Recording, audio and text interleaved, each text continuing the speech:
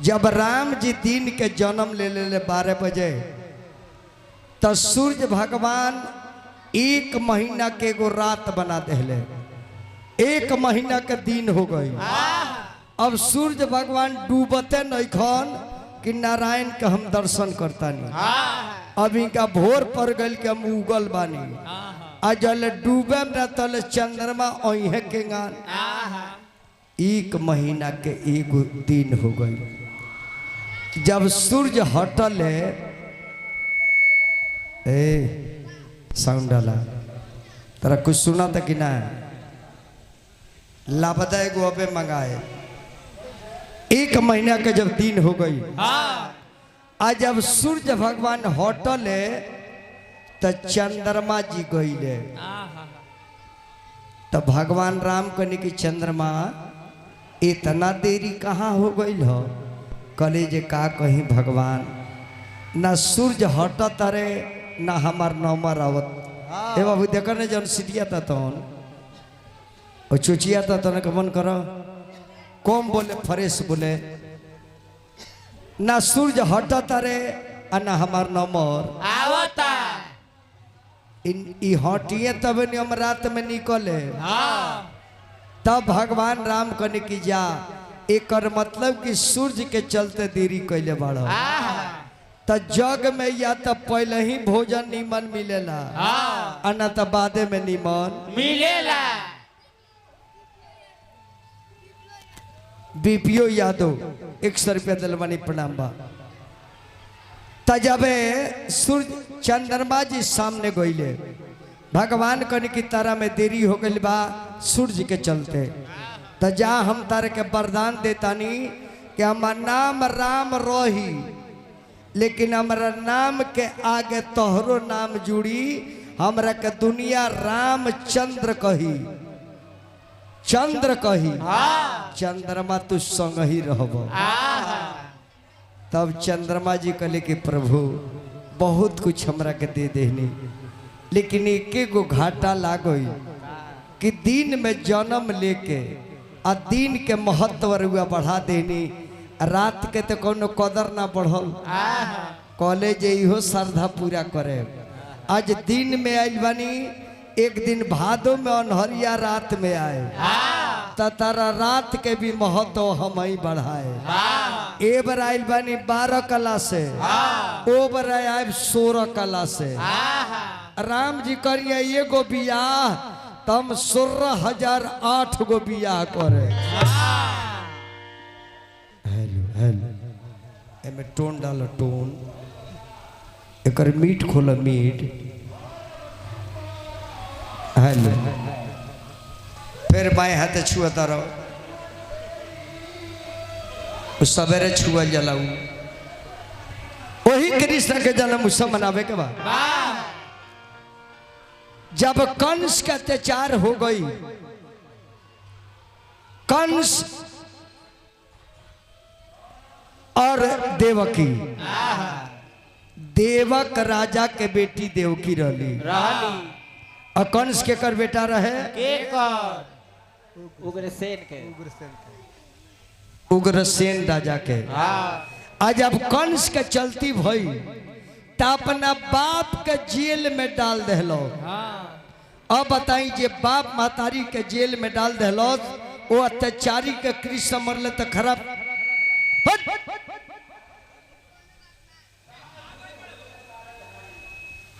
मैंने के बोला के ले आओ पतार का आओ। दोनों बंठा बड़े सो, दोनों बिया खातिर वगैरह छल बड़े सो। बेटो जी अब जान जाए कि अपना बाप के गद्दी पर से ढाह के अब बरियारी राजा बन गई। बाप के जेल में बन कर दहलो। अब देवकी के बाप देवक मर गई रहे। उनकरा एगो बेटी रहे जकर नाम देवकी रहे। अब कंस बरियारी राजा बनल बा।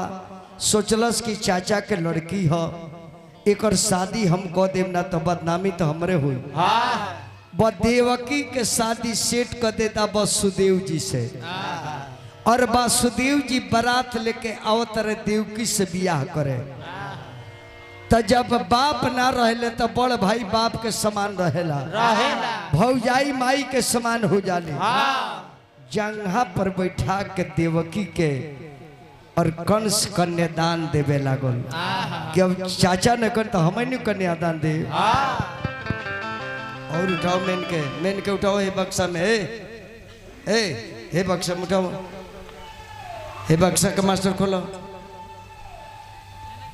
खोलो कर। अब देवकी के कन्यादान देवे लागल। कन्यादान पर जब देवकी बैठली तो जेकर बाप माई मर जाला वो बेटी के ऊपर का गुजरेला। लड़की रोते कि हमार बाबजी रहते तो आज हमार कन्यादान करते। खैर सौभाग्य बाकी बड़ भाई हमार कन्यादान करता रहे। कन्यादान पर लेके कंस बैठल बा, झरझर लोर गिरता जे बहिन चाचा ने कर तो हम ही बाप बन। अरे जांगिया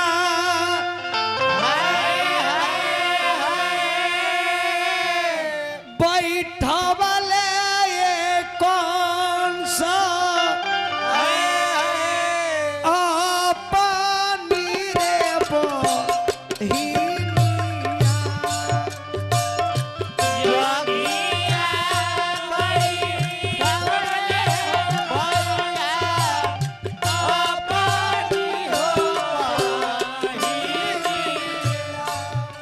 देवकी कहतरी भैया रोवा तारी देवकी हो बहिना, नैना गिरे हो लोरावा। रोवा तारी देवकी हो बहिना, नैना गिरे हो लोरावा। भैया भैया आज तार घर छोड़ दे भौ किया तहरो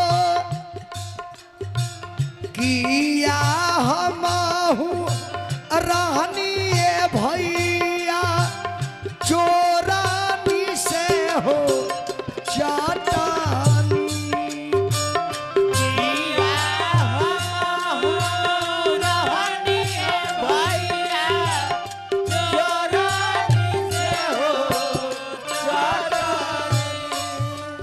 अरे किया तहरो सभावा में भैया पगरी हो झुकवानी। किया तहरो सभावा में भैया पगरी हो झुकवानी।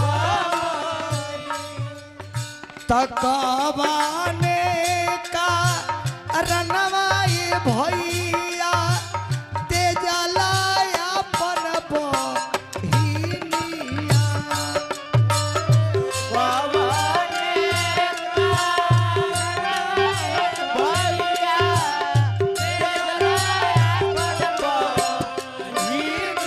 कंस रोवे लागल की बहिना नाही तू रहलू बहिना चोरानी से रे चाटानी।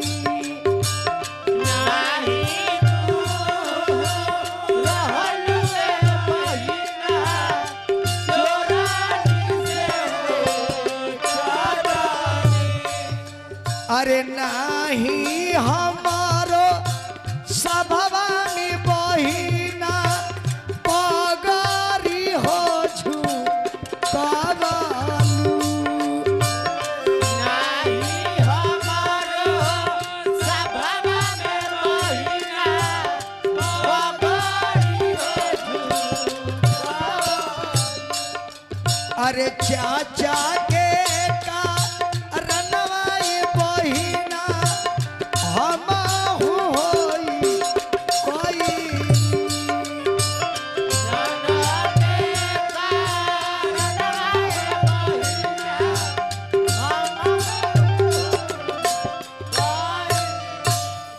100 रुपया पुरस्कार स्वर्गीय बाबा सूर्यदेव यादव जी, वहाँ का नाम से 100 रुपया मिलल बा।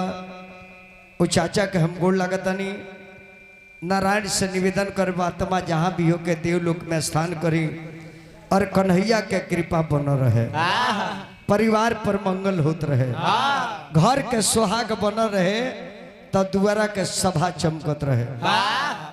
अपना बहन देवकी के कन्यादान कैलस, कन्यादान करके सोना चांदी गहना दान करके और पहुना के वासुदेव के विदाई कैलस। आ अपने रथ सजा के आ रथ पर बहन के बैठा के और ससुरा लेके चल रहे।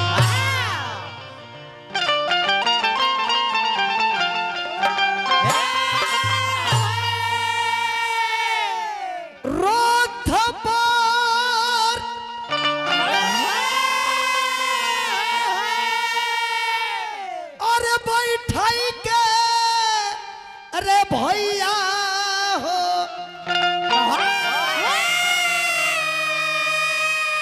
अरे चला ले रे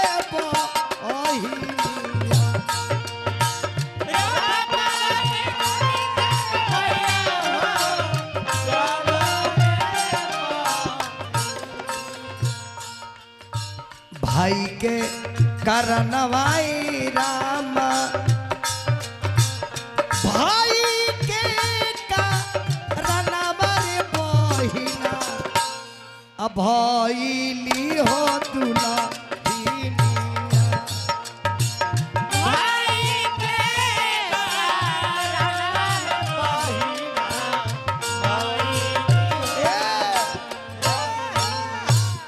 अपने सारथी बन गई। आ वही रथ पर बहिन के बहनोई के बैठा के आ ले जाता छोड़े खाती। तले रास्ता में आकाशवाणी भई, कंस कंस कंस। कौन आवाज देता है? अरे कंस जाना बहिन के रथ पर बैठा के ले जाता रे, ओकरा तन से जन बेटा होई तोर हत्या करी, हत्या करी, हत्या करी। एकर बेटा हमार हत्या करी। बराथवा के रोक दहलो। कलश की कौन बोलते हो? कौन बोल रहे हो? कौन? काय की कंस कान खोल के सुन लो, देवकी के गर्भ से 8वां जो पुत्र होगा वही तुम्हारा काल काल बराथवा भैया रोक देता। आ देवकी के झोंटावा पकड़ के आ राथवा से घींचे लागल। जब राथवा से नीचे घींचे लागल, देवकी कहते भैया का हो? जब ना हाथ से ही कंगन पहिरवलो, जब ना जंघा पर बैठ के कन्यादान देलो, राजा के हाथ में तलवार। हर भाई अपना बहन के डोली के संगे जाला पानी पियावे के, बहन के दुख सुख जाने के। अब भैया हमार झोंटवा का है पकड़ले बड़ो, बस झोंटवा तक नीचे ढाई देलो। अपना बहन के रथ से घींचलस और नीचे उतार के मारे लागल। थर थर बदनमा कांपत रहुए, जैसे कंस लागे पागल। देवकी, हम तुम्हें शादी में इतना मदद किया, तेरा बाप मर गया है, परंतु मैंने बाप बन करके कन्यादान दिया है और तेरा 8वां पुत्र मेरा काल होगा। और तुझे मैं पहुंचाने जाऊं, न रही बांस ना बाजी बांसुरी। चल नीचे उतार नीचे, उतार नीचे। देखी कतरी भैया ई का, अरे रे रे ई का, चुप रहो। इतना मैंने किया और तेरा बेटा हमें हत्या करेगा तो हम ना तोरा के जिए देव ना तोरा लइके हुई। अरे रे रही का अरे करेला मोर भैया अरे परत बनी पैया कि माफ कह द हमारा खसुरवा माफ कह द हमारा खस मेल के उठाव मेल के छोड़ पैर। क्या कहती हो? का कैनी हम बनेला दुश्मनवा अपन पिन्हावल तुरेला तू कंगनवा।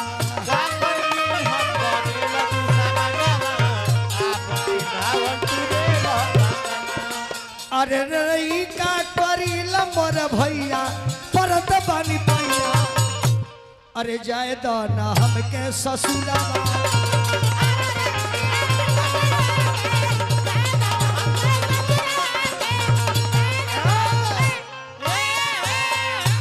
नहीं देवकी नहीं, तेरा पुत्र मेरा काल होगा तो मैं तुझे जिंदा नहीं छोड़ूंगा।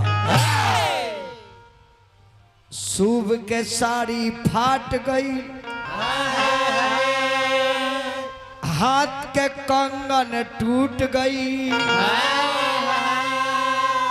अब वासुदेव जी मन में सोचले करम हमर फूट गई। वासुदेव कहले कि बताओ हमर माई जुहत हुई ये पतोह ना आई आये जी भाई कंस बहिन के मारे लागल वहां जोड़ के वासुदेव कहतर के कंस महाराज रउआ राजा है एगो राजा के हाथ में औरत के प्रति तलवार ओहू में बहिन हो रउआ हाथ से पानी पिए के चाही तो रउआ हाथ से झोंटा पकड़ल ठीक नहीं के। कहले कि वासुदेव साइड रहो साइड रहो तेरा पुत्र मेरा दुश्मन होगा आज तुम लोग को मैं पहुंचाने जाऊं। वासुदेव जली कली कंस महाराज कवना करनवा ए राजा हो हमारे लो तू जानवा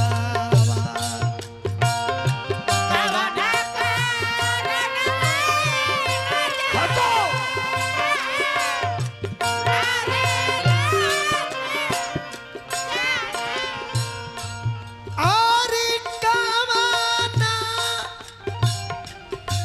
अरे करनवा ए राजा हो मारो तारो हो जाना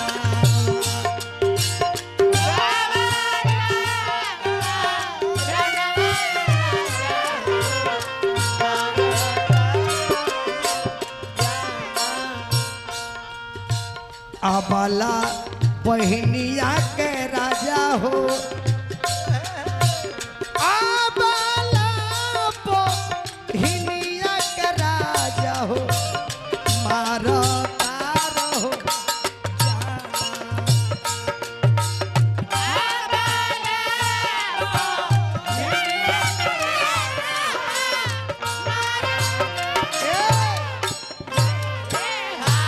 कंस कंस की वासुदेव सामने से हट जाओ मैं इसको जिंदा नहीं छोड़ूंगा।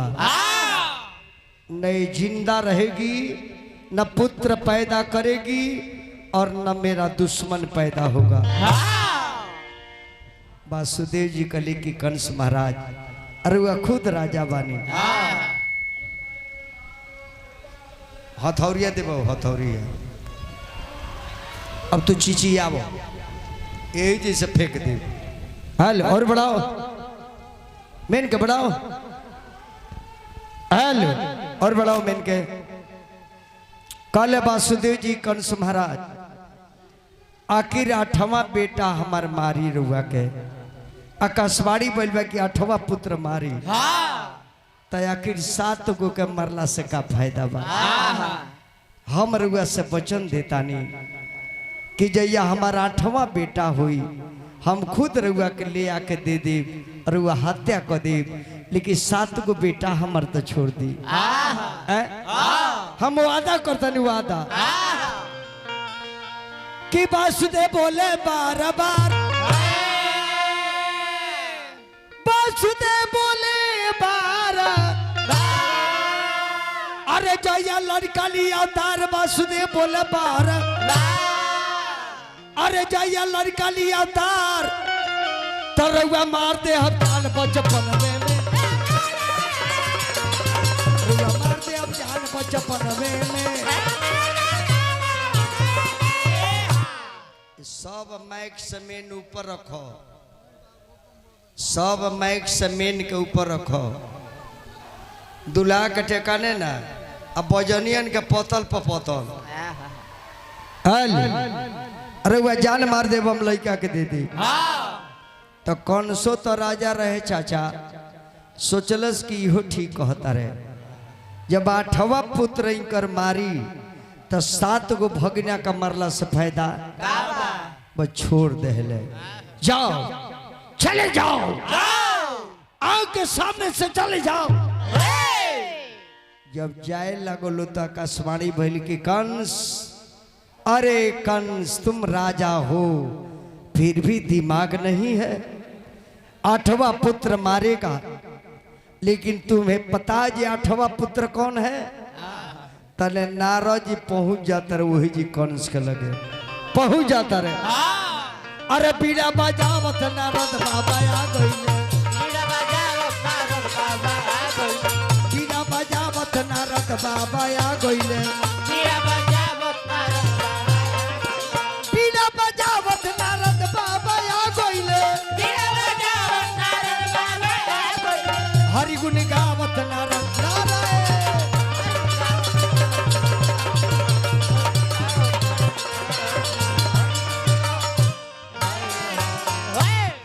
नारायण नारायण नारायण। कंस महाराज की जय हो, जय हो। कंस कहले कि मुनिवर अरौरा कैसे चलिए नी? कले नारद जी की कंस बुद्धि तार खराब भइल बा, 8वां पुत्र एकर मारी तरह के, आ तू एक लोग के रिहा को देहलो, छोड़ देहलो। 8वां पुत्र कौन हो? बैगो गोलाकार चिचरी पड़ले नारद जी, गोलाई में एगो चिचरी पड़ले, 8 गो लकीरों पर पड़ले गोले, 1 2 3 4 5 6 7 8। कहले जे कौन से हेने से गिन तो 1 2 3 4 5 6 7 आ तनी हेने से गिन तो 1 2 3 4 5 6 7 अब तू बताओ कौन हेनिला 8वां हो कि हेनिला 8वां हो? ए में कौना के तू दुश्मन मानता रहो? ए से बढ़िया काम बा ए लोग के जेल में बंद करो, आ जौन भी तार काल जन्म ली ओकरा के जेले में हत्या कर दी हो। कहले कि नारद बाबा रुआ तो हमार बड़ा भलाई कोई नहीं, जोर के दे तरका मैं कबा तो देवे को दे दो।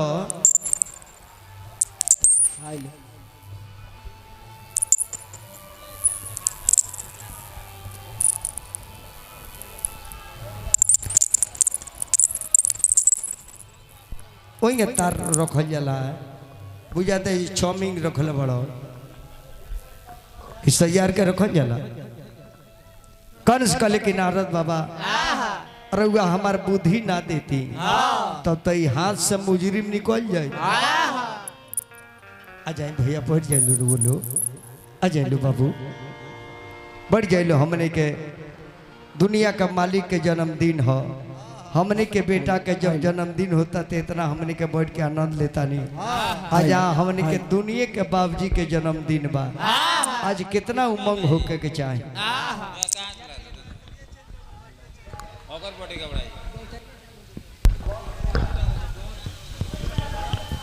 तारवा तन बढ़ाती हो।